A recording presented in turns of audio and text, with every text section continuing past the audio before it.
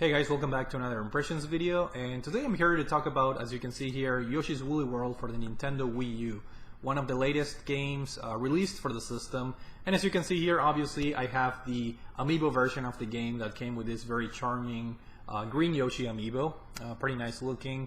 And I also got the blue and pink yarn amiibos. They're sitting there on my shelf just because they looked amazing, so I had to get them. Now, as far as the game itself, if you guys have played the Kirby's Epic Yarn for the Wii, you know exactly what to expect in terms of art direction and a little bit of the gameplay aspects of the game. Of course, this game was developed by one of the first-party studios from Nintendo, which is Good Feel, and they were also responsible for doing Kirby's Epic Yarn, a game that I found to be very, very enjoyable. I have an impressions video that I did, I believe, last year.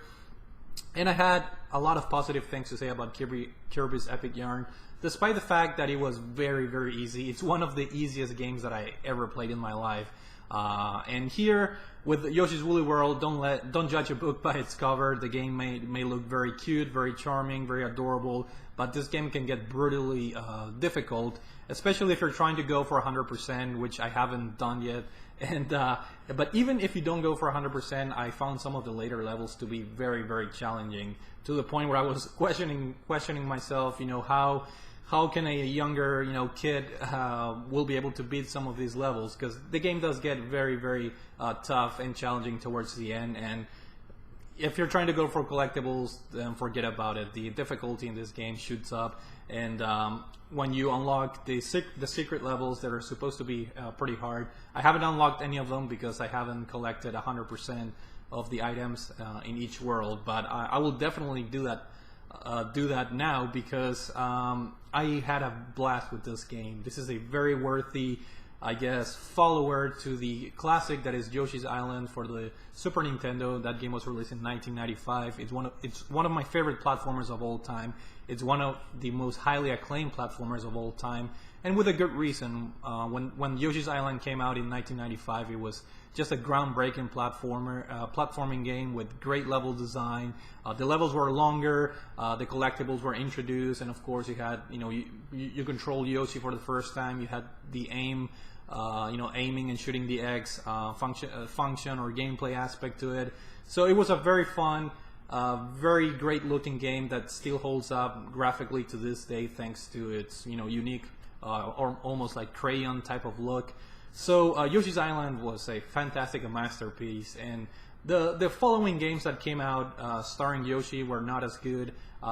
They all felt very, very short in terms of just overall enjoyment. You had the DS games, and then recently I also did an impressions video last year about the new Yoshi's Island for the Nintendo 3DS, which was an enjoyable game. It was very, very similar to Yoshi's Island on the Super Nintendo, but it felt very short when compared to that main game. And of course, Yoshi's Story for the Nintendo 64 came out. That game, gameplay-wise, was a little bit different than the other Yoshi games, but I'm here to say that this is easily the best Yoshi game since Yoshi's Island. And I'm gonna go ahead and take out my nostalgia, glasses off a little bit, and I'm gonna go ahead and say, I don't know if it's because I'm just overall hyped that I just beat this game and I had such a good time. I'm gonna go ahead and say that this is my favorite Yoshi game of all time, basically. And I'm a huge fan of the Super Nintendo Yoshi's Islands, but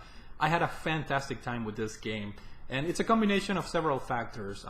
Story-wise, I'm not gonna go into it, but it's a Nintendo platformer. But basically, Kamek, the Magic Koopa, he basically disassembles the yarn Yoshis that are living in this yarn world, and it's your job to you're one of the surviving Yoshis, I guess, and it's your job to go to each level and collect all the yarn pieces to bring back your friends together, and of course eliminate the threat of the bad guys. But what this game really shines is obviously the graphics department. This is one of the best looking games released in this current generation. I know from a technical aspect you have games on the PS4 such as, I don't know, Infamous Second Son, Bloodborne, or The Order 1886, which is technically, in my opinion, the best looking game console game of all time, but Nintendo, they know how to use their weapons. And similarly with the Mario Galaxy games, which they were released on a very underpowered system like the Wii, which had to stand out against the PS3 and the 360. When you look at the Mario Galaxy games, those are one of the best looking games of the previous generation. So Nintendo, they really know how to use the art direction, the colors, the lighting effects to their advantage, because again, this generation, the Wii U obviously is at a big disadvantage when it comes to technical power and graphics overall when compared to the PS4 and Xbox One, obviously. So this game does a fantastic job of just taking that yarn and artsy look and giving it new life. Kirby Epic's Yarn on the Wii already looked fantastic, to the point that that game won a lot of awards for best graphics, topping PS3 and 360 games, and that was thanks to its art direction. And this game, in my opinion, surpasses that, not only because the Wii U has obviously HD graphics, and not only because the Wii U, can easily run 60 frames per second and things like that, but I think overall the art direction in this game is a little bit more colorful and more detailed. The yarn, the cotton that they're using in the levels, the wool, everything looks just incredibly realistic. You can see like the specks of the yarn of your Yoshi character when you're playing with him. If you look very carefully, you can see like the specks of yarn sticking out of the texture of the Yoshi, and other things such as the texture of the levels when you step on the ground surface. Sometimes it gets bent a little bit, giving you the impression that you're, for example, stepping on a pillow or something. And it's just a fantastic looking game, one of the best looking games. Again, thanks to its art direction, not necessarily from a technical standpoint. Obviously, PS4 games and Xbox One games are going to be up there, but from an art direction, this game looks amazing, and they did a fantastic job. Very colorful, very detailed, and just very appropriate. The whole artsy look, the use of the yarn, the wool, everything comes together in a fantastic way. Soundtrack or sound-wise, this game has a very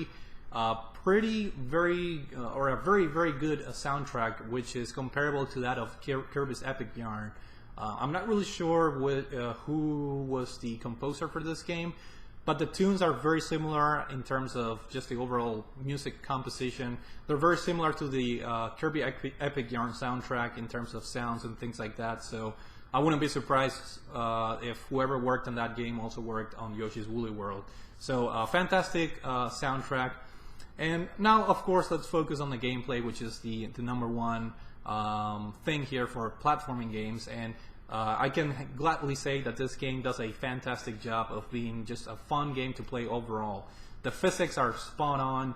The platforming is super precise. If you fall off a cliff or anything like that, it's always your fault. No blaming the controller or the physics or anything like that. The game it's really fun because it brings back mechanics from previous Yoshi games, such as floating, the floating jump that you do by holding your jump button. And in this case, you can use that multiple times, which it may sound like makes things a whole lot easier. But trust me when I say that there are challenging levels out there towards the end of the game, and challenging collectibles that will definitely test your patience and skills. So the fact that you can do like a almost infinite floating jump doesn't necessarily mean the game is easy. You can also, no surprises here, you can use your aim attack, and in this case, very clever use. Obviously, you don't shoot eggs anymore. You shoot yarn balls, because the enemies are made out of yarn, and when you suck them up, you unravel them, and then you create like yarn balls basically. So very clever and thoughtful way of using the whole arts things into the gameplay. So you do have the aiming and the shooting of the balls, and you do have the floating jumps as well. But here's one of the number one, in my opinion, best positive things about this game. And it's the fact that there's no Baby Mario riding on your back, which in 1995 it was clever. It was the first time that it was done, and it was something novel. So for me, it was okay back then. In fact, it was one of the most charming and one of the most I guess, impressive features of that game. Having a baby Mario on your back and you had to protect him, you have to recover him from inside the bubble every time you got hit. So it was part of a new gameplay mechanic that was never ever before seen. And subsequent games like the Yoshi's Island, the new Yoshi Island game for the Nintendo 3DS, they try to recapture that, but it's already an old or an already used mechanic that it slows everything down, and it's just really annoying having to go back and try to rescue the baby Mario character. Not to mention the sound of his cries, which is it really tests your patience. And I know I got very aggravated back then in 1995 when I played Yoshi's Island for the Super Nintendo, having that baby Mario crying. So this game, you don't have to worry about anything. It's Yoshi by himself basically. And another cool thing that I really liked about the gameplay, there are no lives, no time limits, which in my opinion are antiquated platforming standards that are still being used by Nintendo because they basically created that.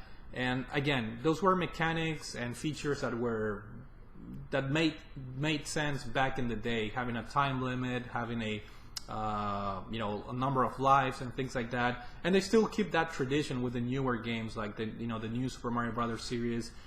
And I don't really like that. I mean, it makes things easier obviously because you don't have to worry about lives or anything like that. It makes things easier because you don't have to rush in terms of beating a stage under a certain time limit. But I really think that modern platformers, they need to take that next step, and we have seen that with other platformers like Rayman Legends, Rayman Origins, and other platformers where there's no time limit, there's a checkpoint system, and things like that. And Yoshi's Woolly World implements those modern mechanics to its favor, and I really enjoy the fact that you don't have to worry about lives, you don't have to worry about time limit.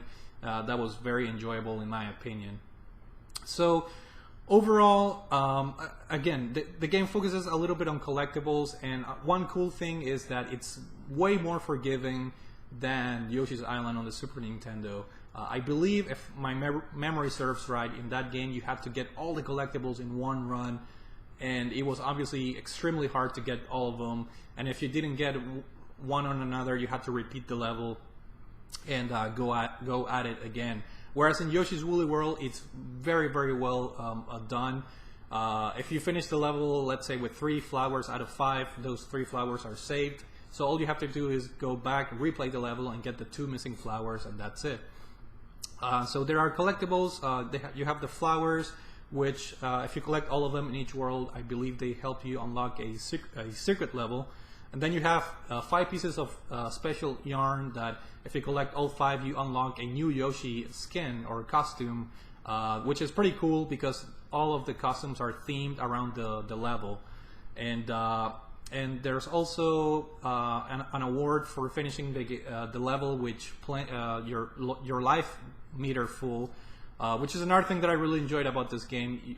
Your Yoshi has almost like a health circle. Every time you get hit, the circle reduces in size, and you can replenish it by grabbing hearts. So you do get points for finishing with perfect health.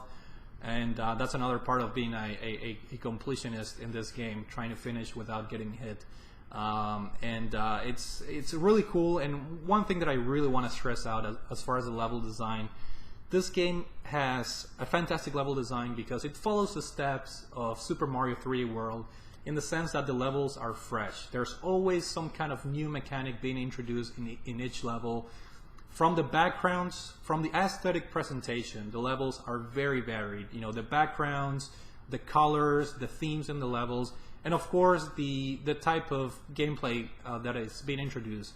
Some levels are just classic platforming. Some levels have certain gimmicks, such as you have to grab and hold on into a curtain, and the curtain kind of like moves by itself. So it's almost like riding a curtain throughout the level. Some of the ghost levels have this curtain where you have to be inside the curtain as it moves because the platforms only show up when the curtain hovers over the platforms. So there's a lot of mechanics that keep the gameplay very fresh and very varied that I really appreciated.